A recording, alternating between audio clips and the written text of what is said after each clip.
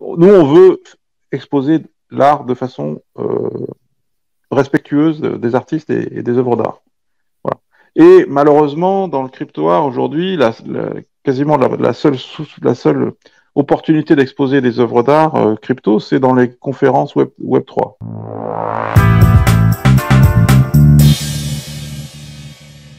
Bonjour à tous, bienvenue dans un nouvel épisode de Robert Spotlight. Robert Spotlight, Benoît Coty. Benoît, bienvenue dans le show. Bonjour, merci de m'inviter. C'est un plaisir. Pas de problème. Benoît, tu es artiste crypto, fondateur de Muséum Crypto Art, cofondateur de 0x Art, cofondateur de New French Touch et cofondateur de NFT Factory. Eh oui. Donc ça fait beaucoup de choses à voir ensemble et tu es également avocat. En effet, oui. Donc ça fait pas mal de choses à Ouais, voir mais ensemble. tout est lié quand même. Hein. C'est pas n'importe quoi, tout est quand Oui, même bien lié. sûr, bien sûr. Donc, qu'est-ce qui, à partir de quel moment tu es rentré dans le monde crypto? Alors, les cryptos, alors là, on parle pas de NFT, on parle de crypto. Oui, de Les manière cryptos, large. ouais, je me suis intéressé aux cryptos enfin, pas très tôt, on va dire en 2016, 2017. Voilà, j'ai commencé à m'intéresser aux cryptos, mais sans en acheter, vraiment, juste pour la technologie et l'idéologie qu'il y a derrière. Et donc, au début, je crois que la première chose que j'ai vue, c'était Ripple, XRP. Bon, puis en fait, j'ai vite compris que c'était pas ce qui était intéressant. Et donc, quand j'ai commencé à creuser, je suis très rapidement forcément tombé sur Bitcoin. Et là, Bitcoin, ça m'a un peu fasciné. Donc, j'ai passé plusieurs mois à lire beaucoup sur Bitcoin, écouter des podcasts. Notamment Andreas Antonopoulos. Voilà. Et donc pendant plusieurs mois, j'ai étudié Bitcoin, j'ai lu beaucoup, etc. Et ça m'a fasciné. Et puis je me suis rendu compte qu'il n'y avait pas de réglementation en fait en France sur les crypto-monnaies. Et donc je me suis dit, bah, comme je suis avocat, je vais essayer de travailler là-dessus, quoi. Voilà. Donc je me suis rapproché d'associations qui défendaient un peu les intérêts des crypto-monnaies pour travailler avec le gouvernement, avec le gouvernement français pour essayer de mettre en place une réglementation. Voilà, ça a commencé comme ça. Ok. Donc ça, c'est 2016-2017, tu as dit? Ouais. Ok. Par la suite, le monde des NFT, c'est quand que tu découvres ce monde-là?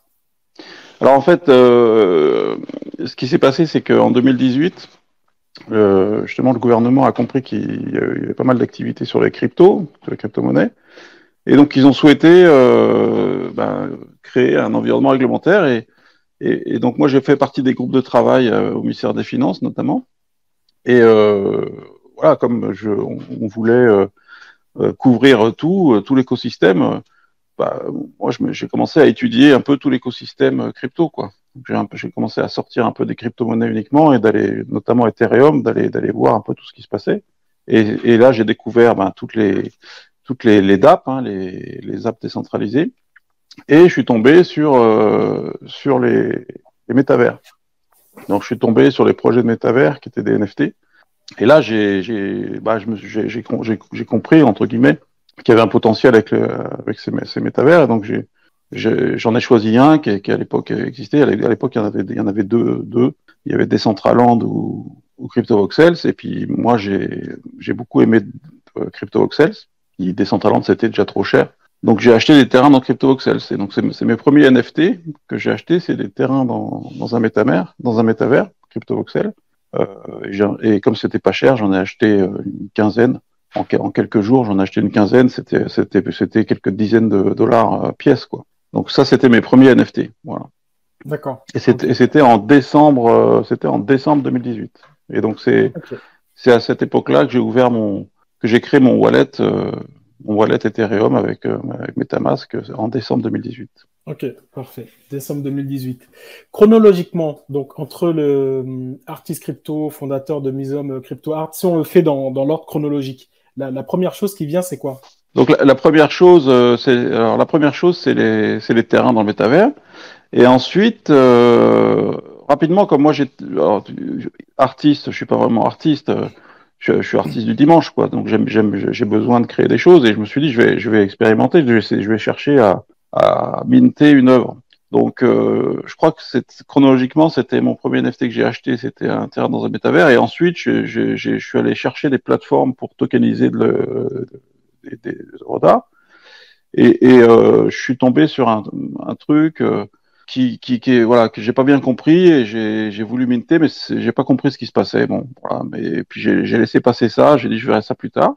Donc, j'ai réalisé plus tard qu'en fait, moi, j'avais bien minté une œuvre et voilà, mais à l'époque, je comprenais pas trop.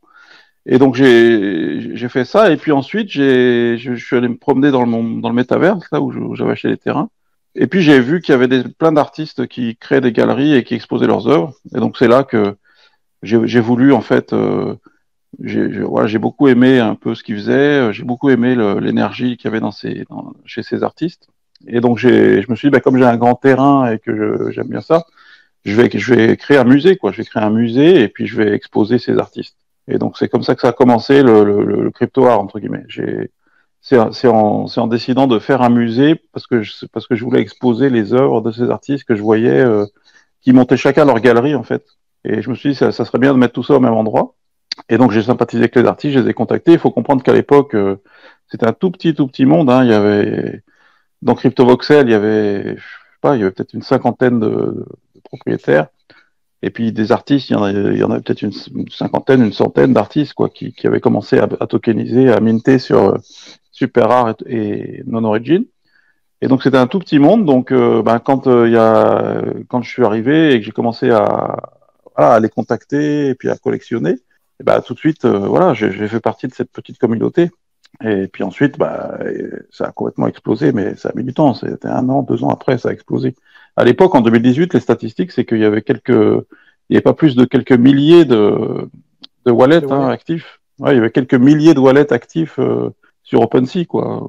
Voilà, donc c'était, enfin, je crois que je n'exagère pas, c'était ça. Aujourd'hui, on est à plusieurs millions, voire plusieurs dizaines de millions. Donc, c'est vrai que moi, j'ai vu ce truc complètement exploser. Et du coup, bah, j'ai une relation un peu particulière avec ces gens qui étaient là vraiment au tout début, parce on était vraiment une toute petite communauté. Donc, puis aujourd'hui, ça a complètement changé. D'accord. Donc là, ce que tu as décrit, en fait, c'est la naissance de Muséum Crypto Art, Ouais, c'est ça? ouais, Et ouais. en fait, des relations que tu as nouées, en fait, avec les artistes, peut-être Ouais. découle la création de New Friend Touch.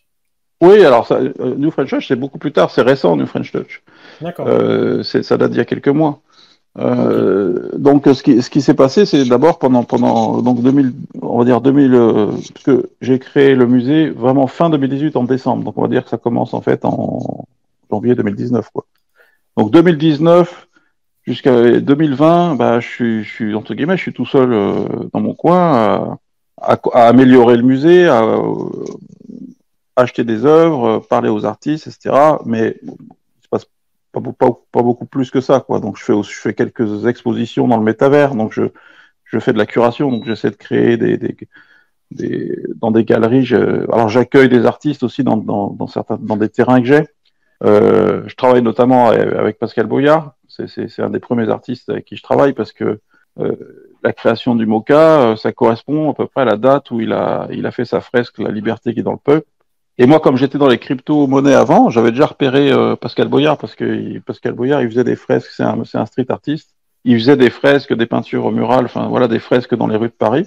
Et il mettait des QR codes de son compte Bitcoin pour que les gens puissent lui donner de l'argent, quoi. Donc voilà, il a fait du crypto art avant les NFT. Donc moi, je le suivais déjà et donc en 2019, quand il a fait sa fresque La liberté qui est dans le peuple, c'était La liberté qui est dans le peuple de Delacroix, mais une version avec des gilets jaunes. Bon, ouais, j'ai trouvé ça sympa, et puis j'ai vu que ça avait été censuré. Euh, la fresque a été recouverte. Et donc, moi, j'avais des terrains dans le métavers, j'ai vu que la fresque de Pascal Boyard avait été censurée. Donc, bah, je l'ai contacté, en fait. Pascal, je l'ai contacté, je lui ai dit, bah, voilà, j'aime beaucoup ce que tu fais, j'ai vu que ta fresque avait été censurée. Moi, je voudrais la reconstituer dans le métavers. Donc, bah, il suffisait qu'il me donne des photos. En fait, il m'a donné des photos un peu haute définition et je les ai aimées. J'ai reconstitué sa fresque dans le métavers. Voilà. Donc, je faisais ce genre de choses, quoi. Euh, j'accueillais aussi des artistes, je faisais des expositions thématiques dans des galeries, etc. Mais tout ça restait, entre guillemets, très, très confidentiel, etc. Non, ce qui a vraiment complètement changé la donne, c'est l'explosion des NFT en 2020, 2021. Et puis je me disais, mais qu'est-ce qu'il faut que je fasse? Qu'est-ce que je peux faire pour pour avoir plus d'impact, pour sortir un peu, pour me faire connaître du grand public. Et puis en fait, j'avais très peu de Français, j'avais très peu de connexion avec les Français. En fait, j'étais dans un univers un peu international et je voyais pas beaucoup de Français. Il y avait des Italiens, des Allemands, des Anglais, des Américains, mais je voyais pas beaucoup de Français à part à l'Otamonais. Et puis il y a peut-être Luluix, quoi. Et voilà, il y avait deux, trois artistes français, mais pas plus. Et je me disais, il faut que je me fasse connaître en France, quoi. En France, personne ne me connaît. Et donc, on a décidé, en fait, on a vendu une œuvre assez chère, voilà. Et du coup, on a eu un peu d'argent et on a décidé d'utiliser cet argent pour organiser une exposition physique, une grande exposition physique à Paris. Et donc, et on voulait fêter en fait les 3 ans du MoCA. Et donc, on pensait que c'était une façon de se faire connaître, de faire la promotion du crypto art, et puis voilà, et puis de montrer qu'en France on était dynamique et tout. Donc on a décidé, donc en décembre 2021, donc c'était pile 3 ans après la création du musée dans le métavers, on a décidé de louer un immense espace en plein centre de Paris. C'était l'ancien musée Pierre Cardin, donc c'est un endroit de 1200 mètres carrés avec une verrière de 15 mètres de hauteur, etc.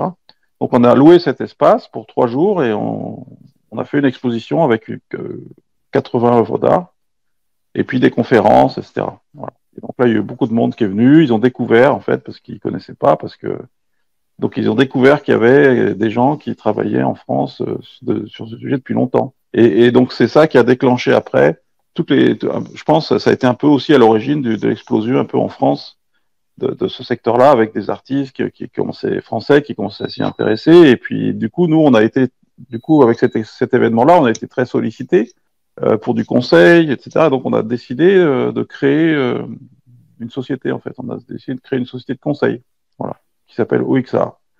Ok, parfait. Avec 2 associés, donc Albertine Meunier et Tutienne Vaux. Et là, pour le coup, parce que le musée, c'est un projet privé. Le musée, c'est un projet privé, c'est une collection privée de 700, 800 œuvres.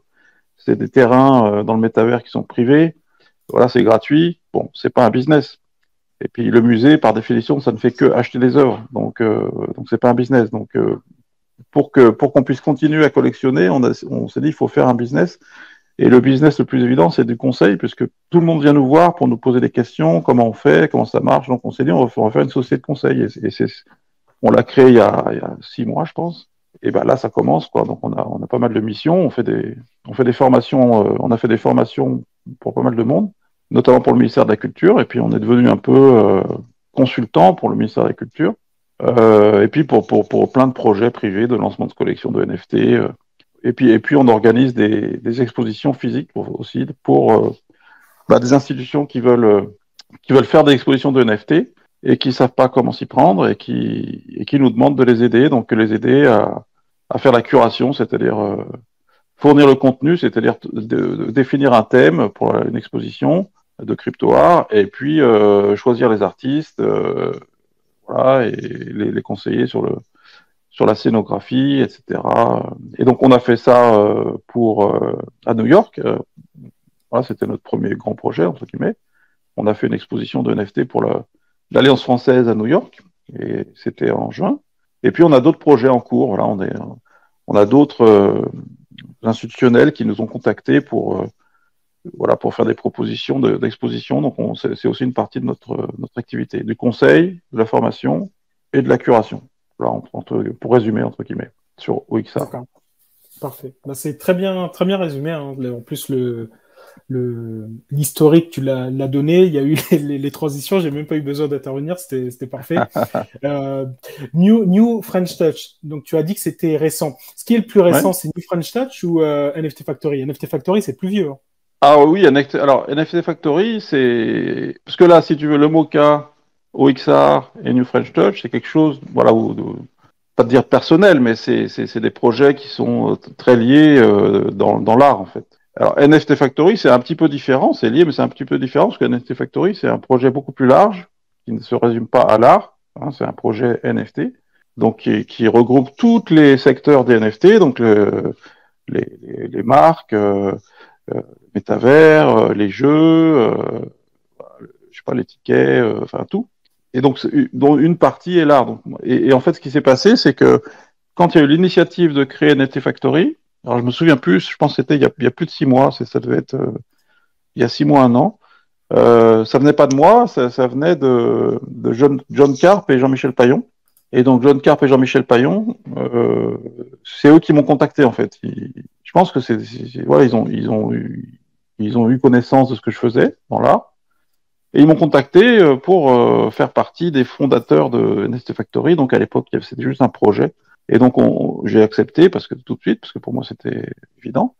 Et donc on s'est retrouvé à 6 actionnaires fondateurs en fait, voilà, à financer, à mettre à mettre un peu d'argent chacun, enfin pas mal d'argent chacun en fait. Hein. On a tous investi une somme importante d'argent dans ce projet, à 6 au début, pour faire monter. Et ensuite, ben voilà, ça a avancé. Et puis récemment, on a proposé d'ouvrir complètement, c'est-à-dire de faire venir 120 entrepreneurs du Web3 en France pour être cofondateurs. Donc voilà, donc c'est parti d'une équipe, un noyau dur en fait de 6 personnes, dont j'ai eu la chance de faire partie. Tu peux les citer, les 6, si c'est pas confidentiel? Non, non, je crois pas que ce soit confidentiel. Donc il y a John Carp John Carp, que je pense que tu dois connaître, Jean-Michel Payon. Donc John Carp, c'est NFT Morning, et puis il a écrit un livre sur NFT Révolution. Et il est connu en fait parce qu'il a organisé il organise les conférences à Lisbonne. Il va organiser sa deuxième conférence à Lisbonne, je crois que c'est en mai. Et puis NFT Morning tous les matins, et puis son livre NFT et Révolution. Donc voilà, John Carp. Jean-Michel Payon, qui est voilà, un cadre important, un dirigeant important chez Ledger, et qui est collectionneur d'art, donc Jean-Michel Payon. Il y a Luc Jodet, qui était fondateur de Ariani, mais qui, je crois, est sur un autre projet également. Il y a Alexandre Ishaï, qui est on va dire un amateur d'art, et puis aussi un business angel, entre guillemets, c'est-à-dire quelqu'un qui aime bien l'innovation et qui détecte un peu les startups, etc. Sébastien Borget, fondateur de Sandbox, et puis Thomas Gavache, qui est fondateur d'une société qui crée qui fait des voitures, en fait, des NFT, voitures de sport NFT pour des jeux. Voilà. D'accord. Donc on était 6, voilà, on était 6. Pendant plusieurs mois, on a travaillé à 6. Et puis voilà, maintenant, bah, ça a complètement explosé. On est 126 maintenant. Ce sont 126 entrepreneurs du Web3 à essayer de lancer ce projet, à animer ce projet. Et la prochaine étape, c'est le 18 juillet, donc c'est dans quelques jours. Il y a un événement pop-up de la NFT Factory où on va un peu montrer ce qu'on sait faire, ce qu'on souhaite faire. Sur un événement de 2 jours qui est un événement un peu de promotion, quoi.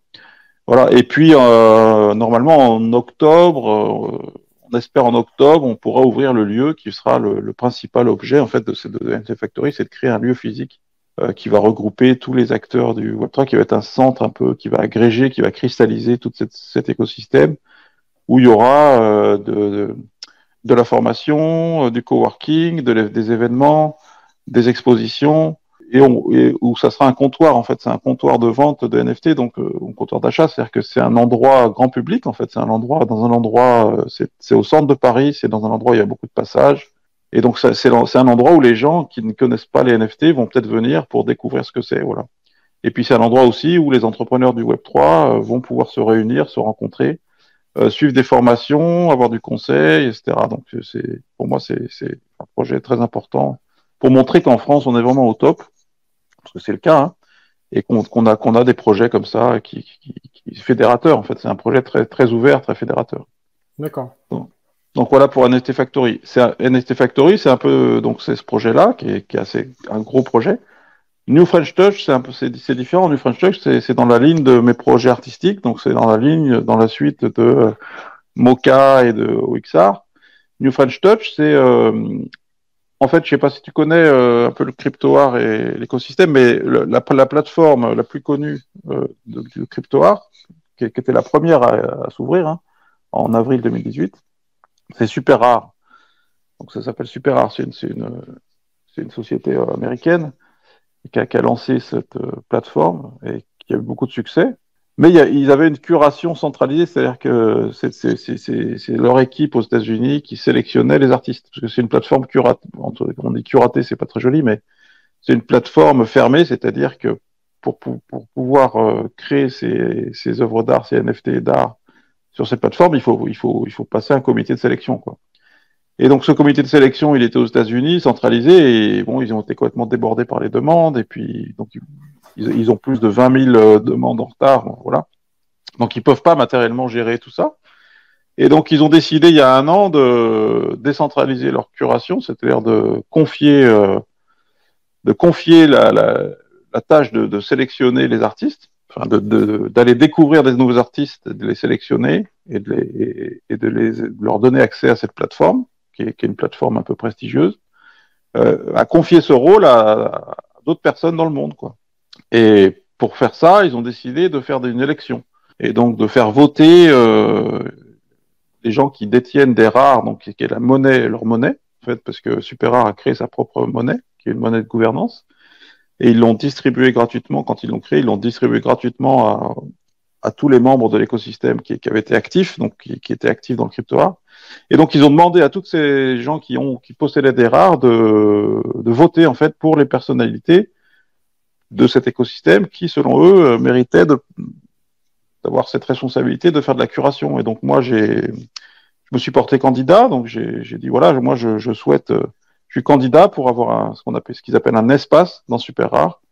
Donc je suis candidat pour avoir un espace dans Super Rare de curation. Voilà, votez pour moi. Et donc il y a eu cette élection qui a eu lieu. C'est une élection au niveau mondial. On a fait campagne et on a gagné. Donc j'étais pas tout seul, j'étais avec une équipe.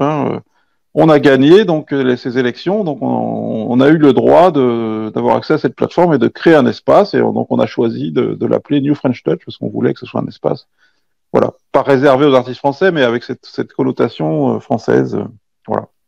Et donc dans ce projet New French Touch, on est 6 curateurs. Donc c'est pas les 6 fondateurs de NFT Factory, c'est les 6 curateurs. Il y a Lucie Éléonore Ivron qui est la fondatrice de Fauve. C'est une maison de vente aux enchères. Il y a Gaspard Broustine qui est aussi un grand collectionneur comme moi de crypto art. Il y a Brian Beccafico qui est un collectionneur aussi d'art. Il y a Jean-Michel Paillon qu'on retrouve, donc avec Jean-Michel Paillon, on est dans New French Touch et aussi on est dans NFT Factory. Et puis il y a Albertine Meunier qui est une artiste avec qui je travaille et moi. Donc voilà, on est 6 curateurs et donc on fait des réunions de curation, on propose chacun des artistes et puis ensuite on contacte les artistes, on leur demande s'ils souhaitent créer une œuvre et donc on la met sur cette plateforme et on essaie de faire la promotion pour qu'elle soit vendue. Et on a fait notre première vente, notre collection de Genesis, entre guillemets, il y a quelques semaines. Il y avait 17 artistes, 17 œuvres et ça a été quasiment tout a été vendu. Voilà. On est assez content et on va refaire un drop, entre guillemets, probablement à la rentrée. Donc on va refaire voilà. Donc voilà pour New French Touch. Ok, parfait. Et du coup, sur New French Touch, au niveau parce que du coup, là, plus ou moins le rôle de curation, en fait, il vous est délégué par Super Rare. Le process de curation, tu l'as exprimé assez rapidement. Est-ce que tu peux revenir dessus sur comment finalement une personne qui n'est pas encore présente sur Super Rare, comment vous la détectez et qu'est-ce qui se passe à partir jusqu'au moment où elle est présente sur la plateforme? Ouais, alors ça, bon, on essaie de se fixer des règles, mais c'est assez souple, et puis on essaie de se fixer une ligne directrice, quoi. Et on fait ça si c'est un travail collégial des curateurs, donc on se réunit régulièrement pour discuter de tout ça. Ce qu'on a décidé pour le premier drop, entre guillemets, donc les premiers artistes et les premières œuvres qu'on a mis en vente, on a décidé premièrement qu'on voulait des artistes qui n'étaient pas déjà sur Super Rare, parce qu'on voulait faire la promo. Voilà, on se disait c'est plus sympa pour des artistes qui sont pas encore par rapport à des artistes qui sont déjà. Donc voilà, c'est vrai que les artistes qu'on a pu faire venir sur Super Rare, ils étaient super contents de pouvoir accéder à cette plateforme. Voilà, donc nous, entre guillemets, pour nous, c'était important de donner ce message que voilà, on pouvait faire venir des nouveaux artistes dans cette plateforme. Donc, il y a d'autres artistes français qui sont déjà sur Super Rare. Donc, ils n'étaient pas dans cette première sélection. Ça ne veut pas dire qu'ils n'ont pas vocation à l'être. Hein. Ça ne veut pas dire non plus qu'on les aime pas. Donc, notamment, il y a des artistes qui sont très connus en France, comme Agoria ou Obvious. Bon, eux, ils sont déjà sur Super Rare. Donc, ils n'ont pas été dans la première vague de New French Touch parce que justement, on voulait des artistes qui n'étaient pas encore. Voilà.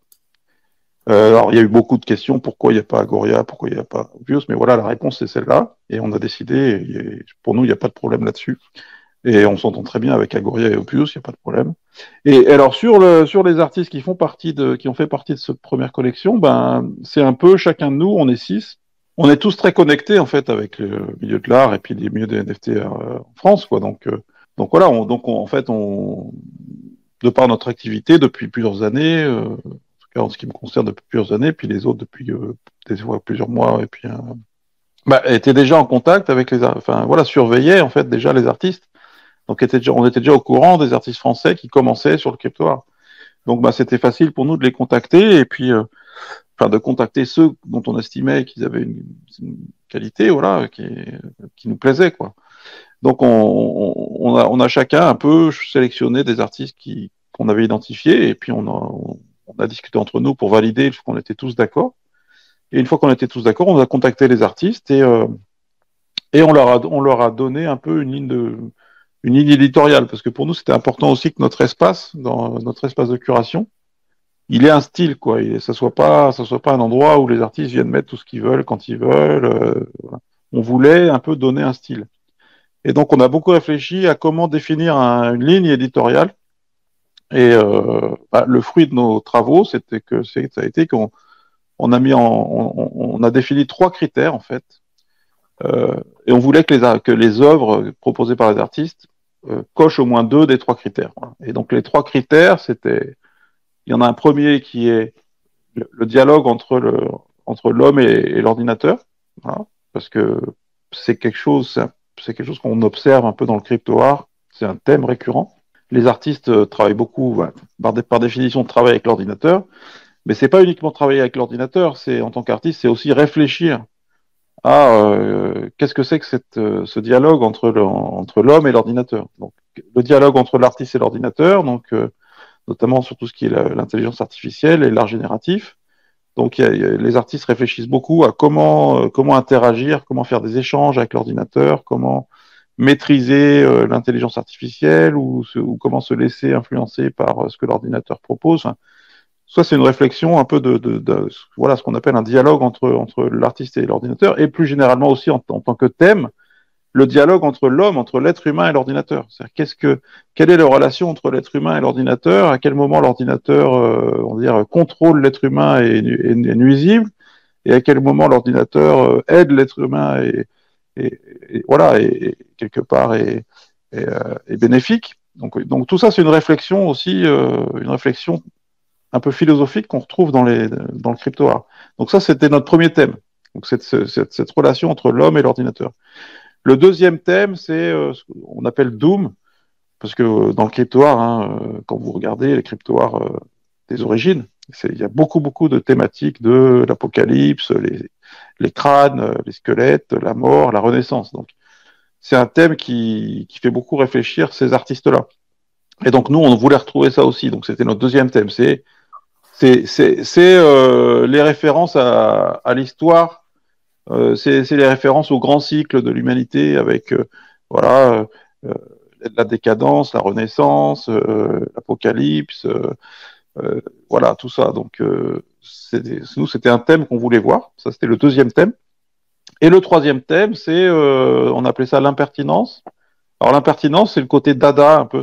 Donc c'est le côté dada et punk. Donc c'est le côté critique.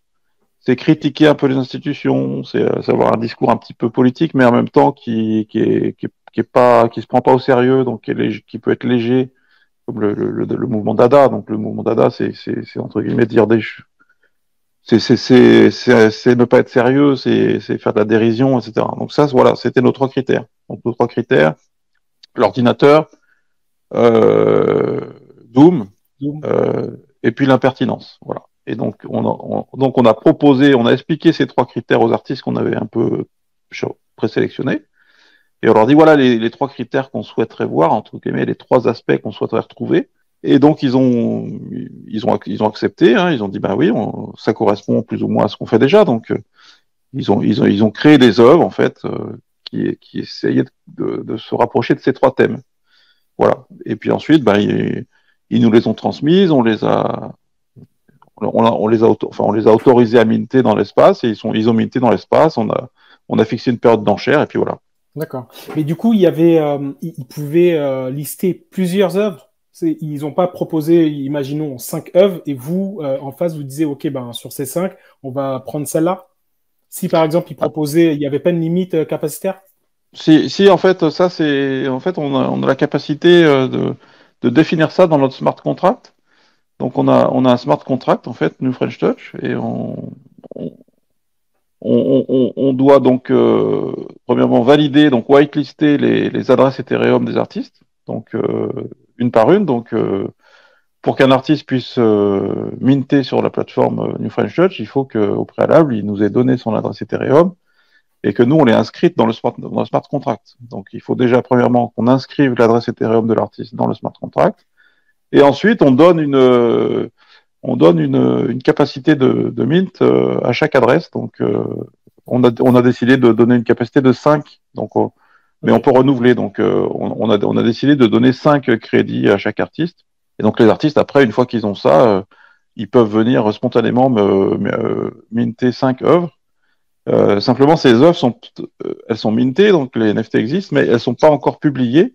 Et il faut que nous, au niveau de New French Touch, une fois que les œuvres sont mintées, nous, on les voit, entre guillemets, en back-office, en back-end, et on doit ensuite les publier nous-mêmes, donc pour qu'ils apparaissent sur le site de SuperArt. Donc, nous, ce qu'on fait, c'est qu'on va se connecter sur notre plateforme administrateur, et sur notre plateforme administrateur, on voit les œuvres qui ont été mintées, et ensuite, on les sélectionne pour les publier sur le site. Voilà. Et c'est que quand nous, on les sélectionne pour les publier sur le site, qu'elles deviennent accessibles, voilà, visibles sur le site, sur la plateforme SuperArt. C'est très clair. Et du coup, juste avant parce que quand ils mintent, vous leur donnez également le signal avant qu'ils puissent minter que c'est OK avec leurs œuvres.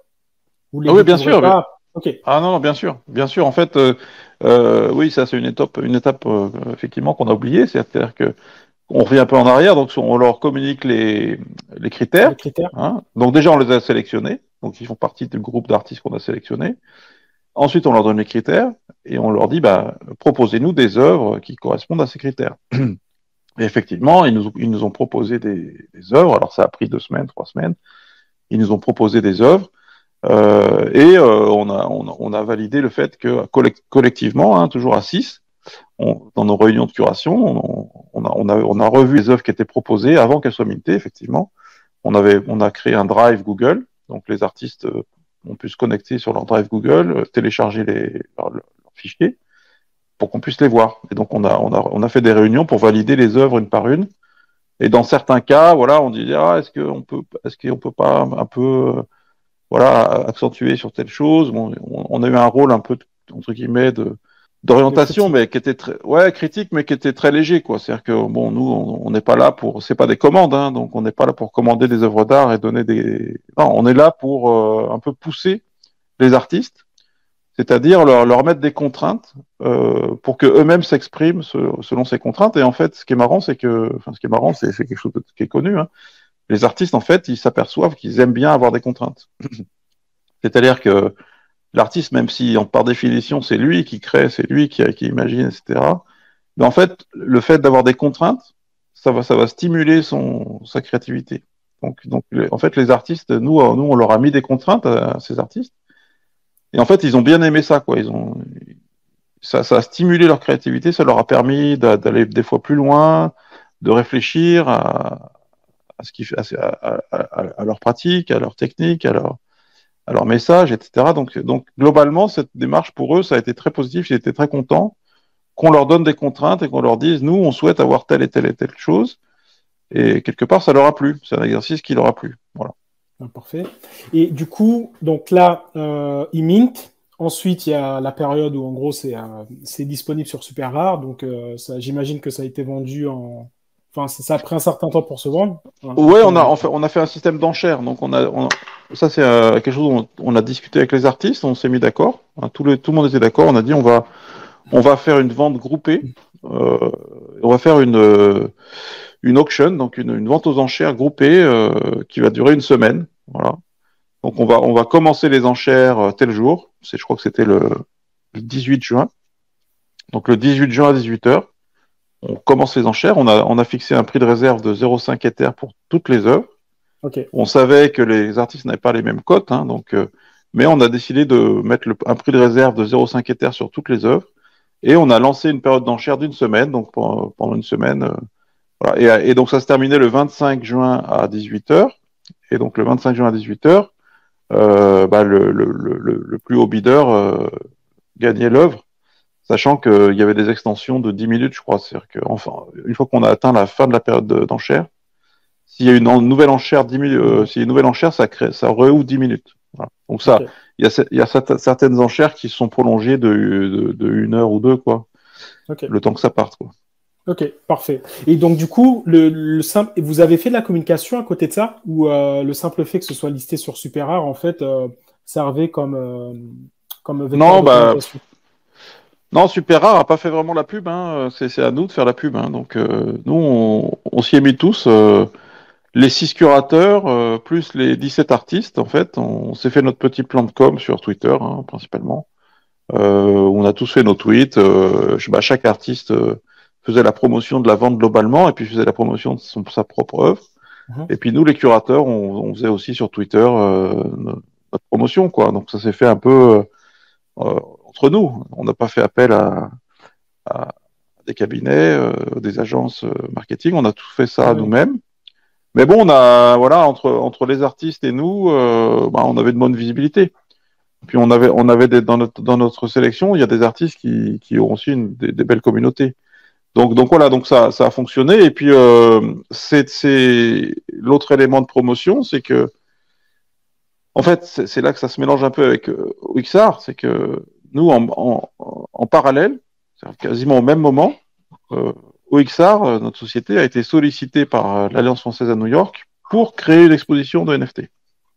Voilà. Donc c'est deux choses différentes, hein. La création de cet espace New French Touch dans Super Rare et puis le travail d'OXR, c'est deux choses différentes, mais il s'est trouvé qu'on a été sollicité par l'Alliance française à New York pour faire une exposition de NFT en juin.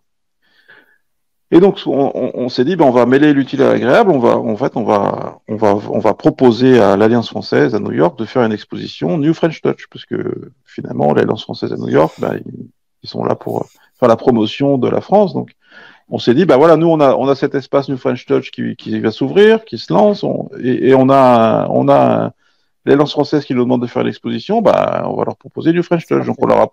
on leur a proposé d'exposer les œuvres de New French Touch à New York. Et donc, ils ont été d'accord, mais forcément, comme c'est un client, ils n'étaient pas là simplement pour faire notre pub, hein. Donc, eux, ils avaient aussi leurs contraintes. Donc, ce qui fait qu'en fait, on n'a pas simplement répliqué les 17 artistes de l'espace super rare à l'Alliance française à New York. C'était une des sources de l'exposition. Donc, l'exposition à New York, on l'a appelée New French Touch, et on a proposé dans cette exposition beaucoup d'artistes qui étaient sur notre plateforme New French Touch, mais pas tous, et pas que. Donc, on a aussi mis dans l'exposition à New York des artistes plus connus. On a mis Alota Monet, qui est malheureusement décédé depuis quelques mois, mais qui était un des pionniers. Donc on a mis une œuvre d'Alota Monet, on a mis des œuvres d'artistes aussi étrangers, mais qui étaient en relation avec la France. Donc voilà, dans cette exposition à New York, c'était un peu, c'était un peu un mix. Donc, mais ça faisait quand même la pub en fait, ça faisait la pub de l'espace de Super Art. Donc voilà. Donc malheureusement, on n'a pas pu mettre tous les artistes, donc c'était un peu frustrant pour certains artistes. Nous, on avait sélectionné dans notre espace Super Rare parce qu'on aime ce qu'ils font, etc. Mais qu'on n'a pas pu exposer à New York parce qu'à New York, ils avaient leurs propres exigences. Mais quand même, ça a fait la pub de tout l'espace. Donc effectivement, et ça s'est passé en même temps, puisque l'exposition à New York, elle était du 20 au 25, donc c'était quasiment simultané. Donc on a lancé l'espace et on a fait la pub pour l'exposition à New York en même temps. Et il y avait le même nom. Donc ce qui fait que voilà, tout ça, ça a créé un peu du buzz et puis ça a fait que quelque part cette marque, voilà, maintenant elle est un petit peu connue, donc on va continuer. On va continuer à faire venir des artistes sur cet espace. On va continuer aux artistes qui y sont déjà, ils vont continuer à créer des œuvres. Et puis on va continuer à essayer d'organiser des expositions physiques, New French Touch, voilà, qui seront peut-être pas que le miroir de l'espace Super Art, comme ce qui s'est passé à New York. Qui serviront d'étendards pour faire connaître. Bah voilà, qui serviront d'étendards. Voilà. Donc nous, à chaque fois qu'on a l'opportunité de faire une exposition IRL, on va dire, on propose voilà, cette marque entre guillemets New French Touch avec les artistes qui sont autour. Parfait. Est-ce que c'est toi qui, parce que j'ai un écho comme un appel. Ah non, je crois pas. Non, c'est pas toi. Moi, en tout cas, sur mon téléphone, je vois rien et autour de moi, il n'y a rien. Il n'y a pas de. Parfait. Je sais pas, j'entendais un écho, bon, je sais pas d'où ça venait. Mais en tous les cas, merci pour l'explication. Et ce qui est assez marrant, finalement, c'est l'alignement des planètes. C'est-à-dire que d'un côté, vous faites votre. Ok, c'était moi, en fait. D'un côté, vous faites votre. Plus ou moins votre curation pour Super Rare. Au même instant, vous avez un client qui n'avait aucun lien avec ça, qui vous demande en fait une prestation à New York, et vous, vous plus ou moins connectez les deux choses et utilisez en fait l'exposition physique comme levier de visibilité. Oui, tout à fait. Tout à fait. Pour nous, c'était évident. Hein. Ouais, ça aurait été dommage de ne pas en profiter. Et en plus, à l'Alliance française, ça correspondait vraiment exactement à ce qu'ils cherchaient, en fait. Donc, eux, ils cherchaient exactement ça.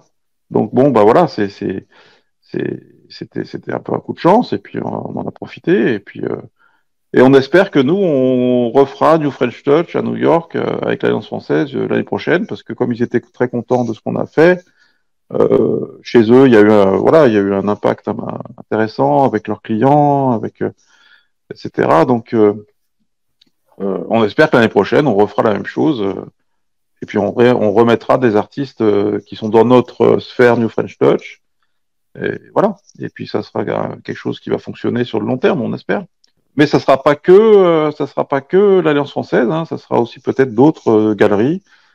Si des galeries veulent faire des expositions de NFT ou des musées ou des événements, des conférences. Bon, après, sur les conférences, nous, on est un peu, voilà.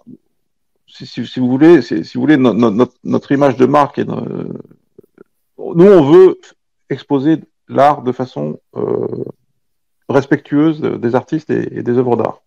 Voilà.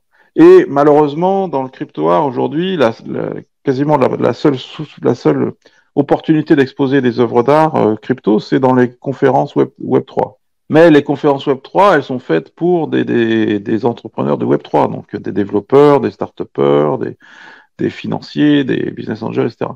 Et les événements, ils sont faits pour que ces gens se rencontrent et ils sont financés par de la pub des grands acteurs, voilà, et puis des startups qui viennent de distribuer leurs casquettes, leurs stylos, leurs t-shirts, qui ont leurs petits stands, etc.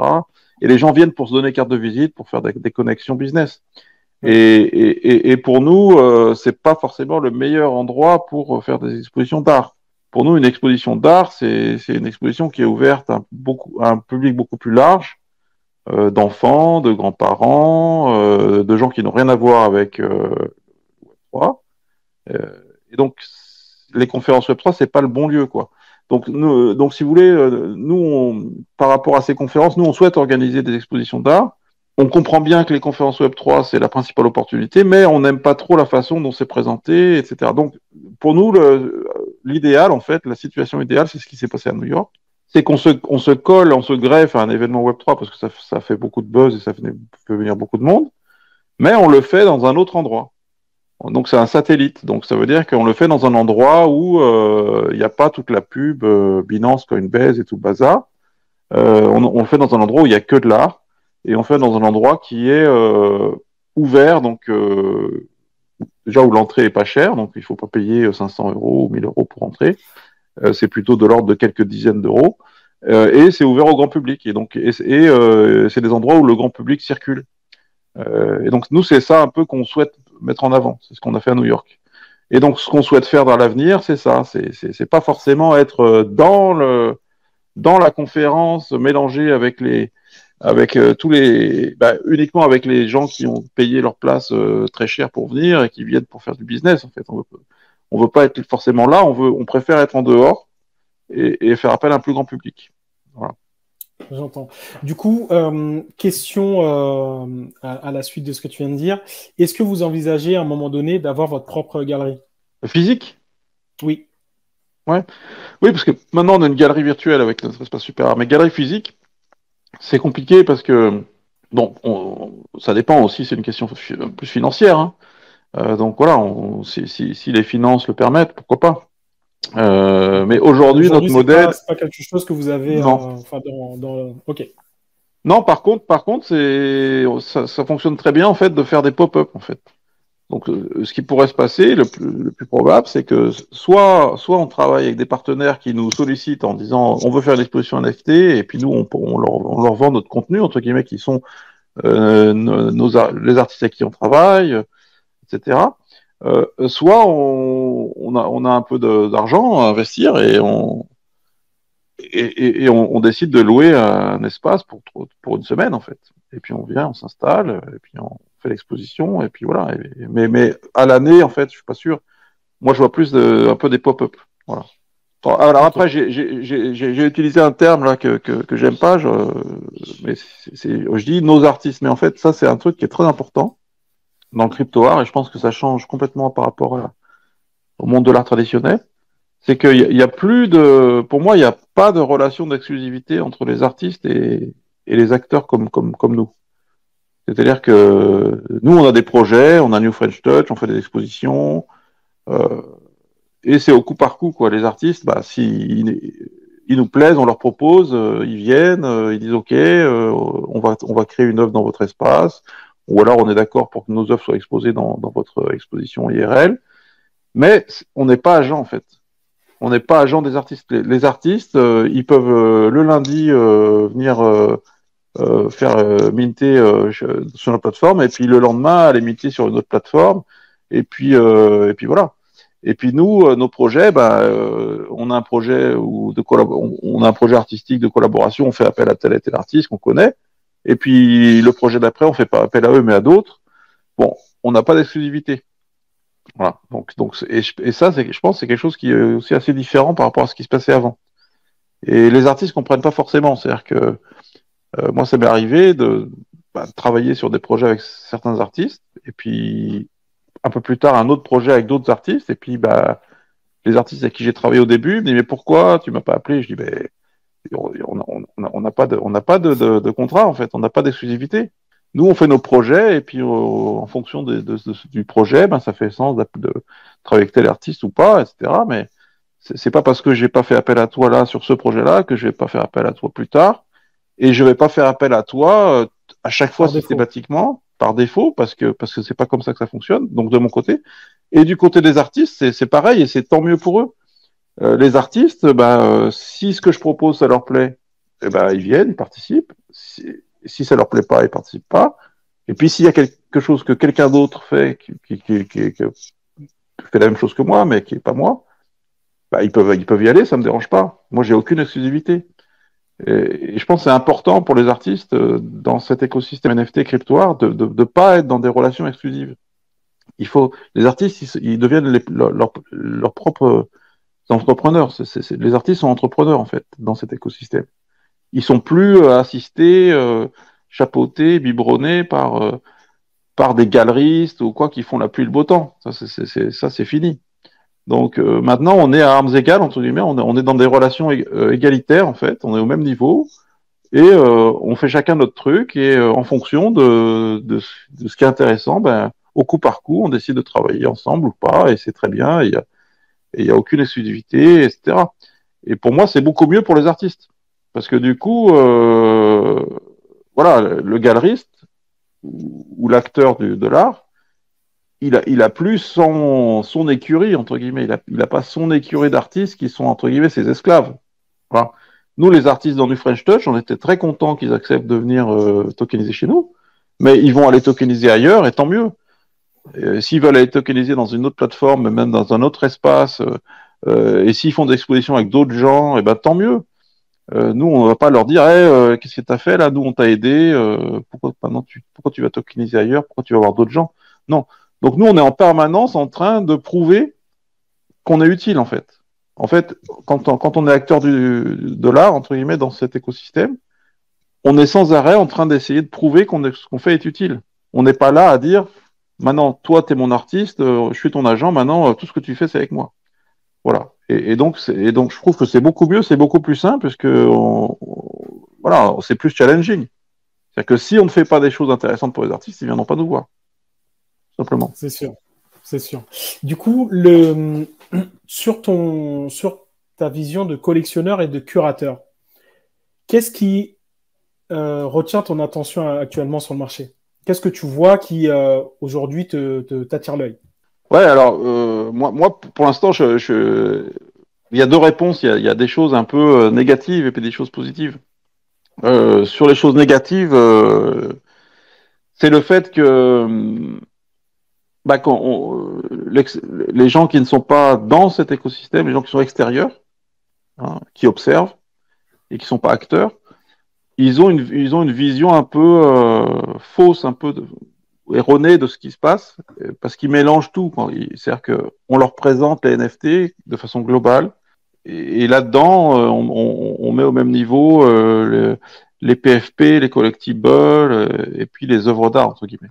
Oui, Et, et comme les collectibles et les PFP sont des choses qui sont beaucoup plus visibles, parce que des choses qui sont beaucoup plus porteuses en termes de marché, il y a beaucoup plus de volume, il y a beaucoup plus de com, parce que pour les PFP, pour que ça marche, il faut déployer des ressources de marketing et de communication incroyables. Donc, il y a des budgets incroyables qui sont mis en œuvre pour porter des collections de PFP, etc., qui font que on ne voit que ça.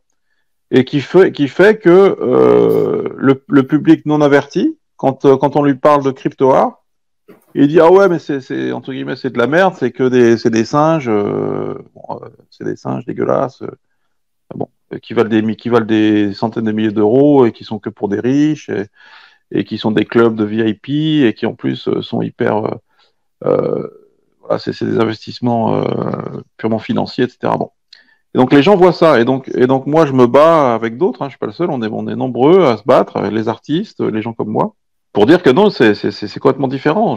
Moi, je dis pas que les PFP c'est pas bien, euh, c'est très bien, mais c'est pas la même chose. Donc et donc on essaye de se désolidariser un peu de tout cet écosystème hyper marketing, hyper financier qui est représenté par les PFP.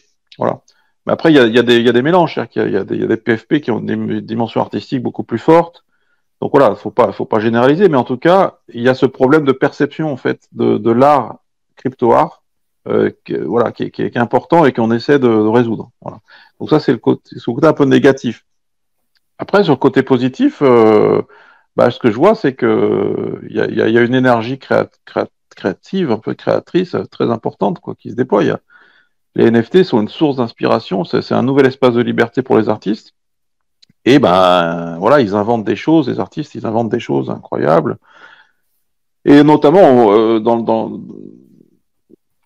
par exemple, en ce moment, il y a la poésie qui est potentiellement quelque chose qui va exploser. Donc, on voit de plus en plus de poésie, en fait, qui vient, qui s'associe à des visuels.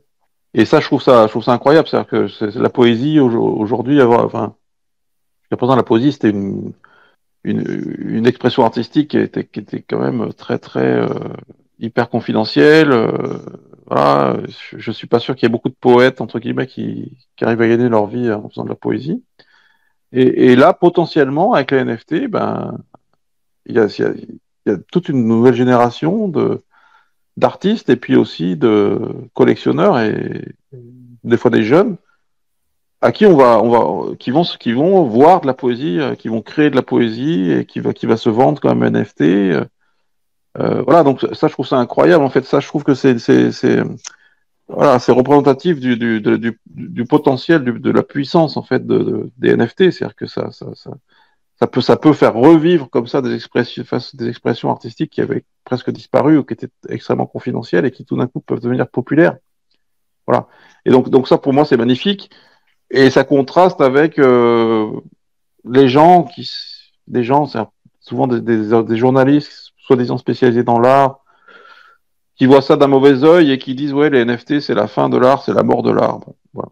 Moi, j'ai une espèce d'incompréhension pour ça. Je ne comprends pas comment, en étant se disant expert de l'art, on puisse dire que les NFT, c'est la mort de l'art, alors que justement, on est en train de voir des poètes, de la poésie devenir populaire. Donc c'est le contraire de la mort de l'art. Donc voilà, donc il y a une sorte de malentendu, quoi. En fait, il y a une sorte de malentendu. Je ne sais pas d'où ça vient, mais il y a une perception négative qu'il faut éliminer. Voilà. Et ça fait partie aussi de nos missions. Quand on est à New York, quand on a fait l'exposition, il s'est passé quelque chose qui était très important pour nous, c'est qu'on nous a demandé de faire des visites guidées d'adolescents. Donc il y avait des adolescents, des enfants, à qui on a expliqué tout ça. Voilà, donc pour ça, nous, c'est une mission éducative, en fait. Donc ça fait partie aussi de nos missions. Et tous les gens dans l'écosystème ont cette même envie de montrer, en fait, de montrer au grand public, d'expliquer au grand public ce que c'est, pour que le grand public cesse de croire, entre guillemets, toutes les horreurs qui sont écrites par les journalistes sur le sujet. Après, déjà d'une part, la visite guidée a dû être vachement enrichissante, parce que j'imagine que en fait, vous avez été nourri des deux côtés, vous avez alimenté en perception, et ils vous ont sûrement alimenté avec leur vision, ou en tous les cas, je pense qu'il y a eu un échange qui est intéressant, et je veux juste rebondir sur le côté plus ou moins les gros titres vendeurs. Donc ça, c'est toujours, en fait, on cherche des gros titres accrocheurs qui vont faire que ça se vende, quoi. Donc c'est pour ça que finalement, on va pas forcément communiquer la réalité, on va communiquer en fait plus ou moins des titres qui se vendent. Et ces titres qui se vendent, c'est bien souvent adossé à des histoires qui sont pas tous les cas, qui sont pas la réalité, qui sont juste un segment. Donc je te rejoins. C'est ce qu'on appelle putaclic. C'est comme ça qu'on appelle ça.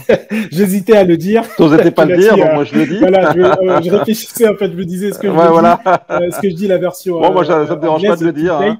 Et donc voilà, donc tu l'as dit, donc c'est exactement ça. Donc c'est des titres putaclic et qui servent juste ça. Et donc ça va à l'encontre finalement de l'adoption des NFT. Mais moi, je m'inquiète pas. Les NFT, c'est une technologie et chaque technologie, en fait, elle a un temps d'adoption et tôt ou tard, en fait, le monde dans son ensemble comprendra réellement quelle est la puissance de cette technologie et va se l'approprier. Donc ça, c'est qu'une question de temps. C'est sûr. C'est sûr, mais c'est un peu énervant quand même voilà. Quand on lit des choses qui sont un peu énervantes. Voilà. Et en fait, ce qu'on voit aussi, c'est que il y a ce côté putaclic. Donc ça, bon, on peut aussi ne pas trop en vouloir aux journalistes. Il faut bien qu'ils vivent, etc. Donc c'est normal.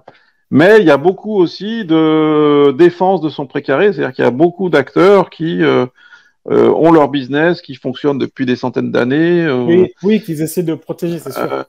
Et qui sont menacés et qui forcément, ils vont arriver quelque chose qu'ils comprennent pas et qui est puissant, et ils comprennent bien que c'est puissant, et donc ils le dénigrent, voilà, tout simplement. Oui. Ils le dénigrent, et ça, on le voit tous les jours. Dans tous les cas, Benoît, c'est parce que là, on s'approche de la fin, enfin, c'est déjà la fin.